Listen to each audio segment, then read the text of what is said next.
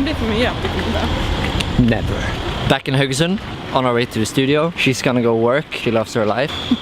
And I'm gonna go around and filming time lapses with my, I don't have an iPhone. So I have to go and fix my iPhone. Smashing. Do you guys remember? That's where I proposed to her.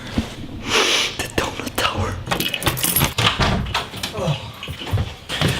Back at the studio. I have tons of shit I should have done before leaving to Sweden, but I didn't.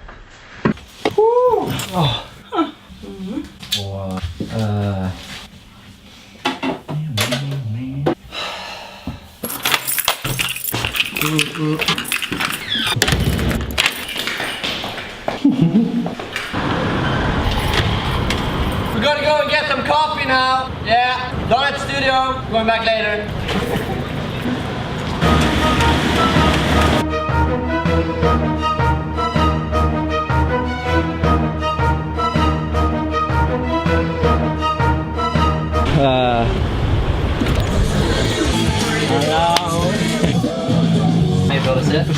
Det var varmt.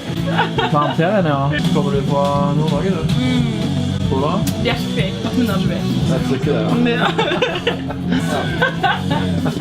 Var det gå inne? Det var dette. Ja.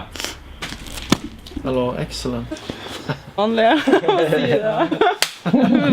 Yes, talks Vidar.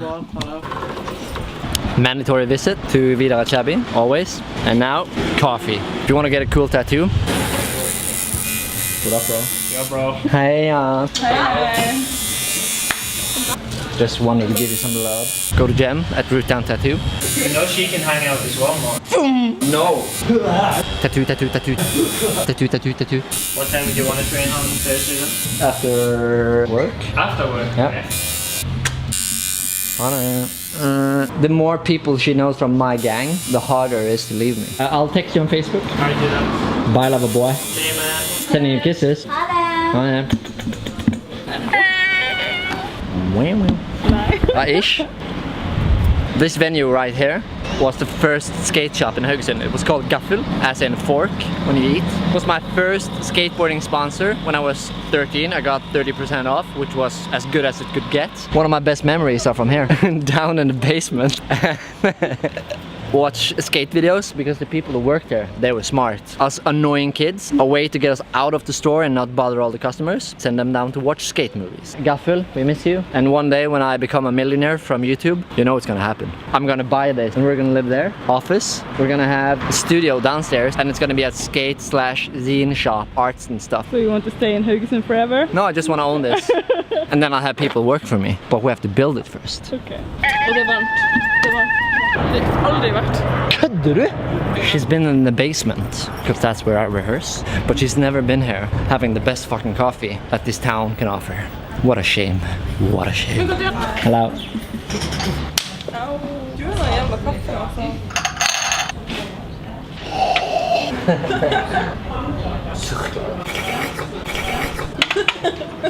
So coffee at Carlos before she has to go and work for the man. And I'm gonna go meet the devil afterwards, which is my man. My man. Done having coffee at Carlos, going up to Amanda, fix my phone. Life of the rich and famous bus. Bara filma jag henne lite, så bara håller du så. Tack så du.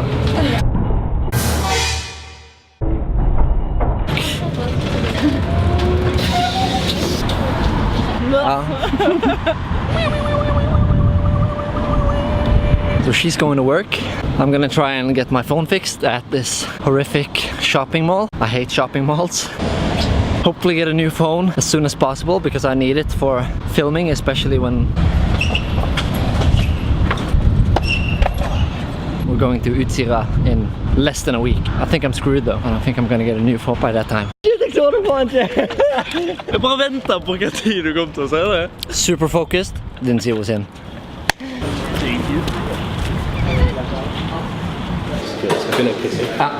Typical. Insurance expired. Great. Sweating like a pig. My phone cost 2,000 Norwegian krones to fix just the screen. Is there a point fixing it? What do you say? No. So what do? I buy the 7. Fixing the screen ended up being getting a new phone.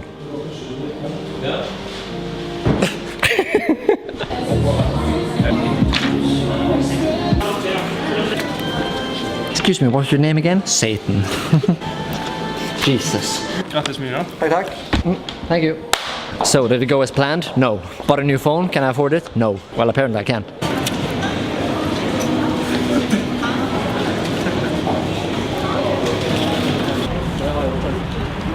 The fuck you laughing at, boy? Yeah, smiley. I don't want to sit with you in the front, I'm gonna sit on the fucking back. Just kidding. This is his favorite album. And out, eat a banana, together, and then go skate. You will never know what I just told him. So I misunderstood. He's gonna meet some girl and have sex with her. And then we're gonna skate, hopefully. Oh, that was good. Looking good, man.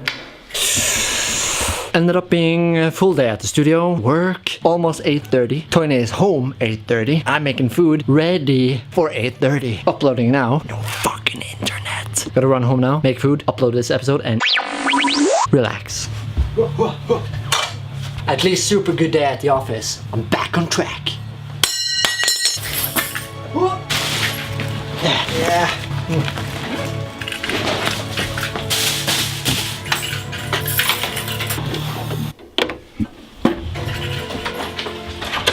Pastry, Friday, you coffee, deal.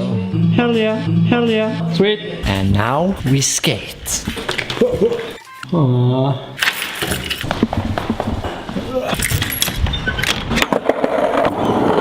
On my way home now from the studio, and she doesn't have the keys, so I'm a little bit stressed because she's probably home by now.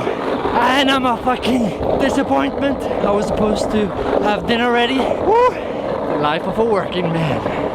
Oh, hope she's not home.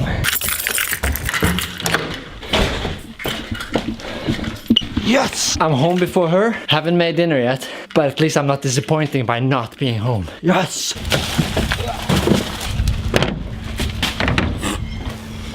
You know, I had to fix that screen on the phone. Har du köpt en ny telefon? Ja. Nice! iPhone 7! Oh yeah! Daddy made some healthy shit. She's so proud of me. Thank you, Kjetil and Kagan, for the inspiration to make these traffic lights. Jeez of death! She's so envious of my ADHD. Broken! Kids, when they don't have money, buy expensive shit. iPhone 7. 7 is money.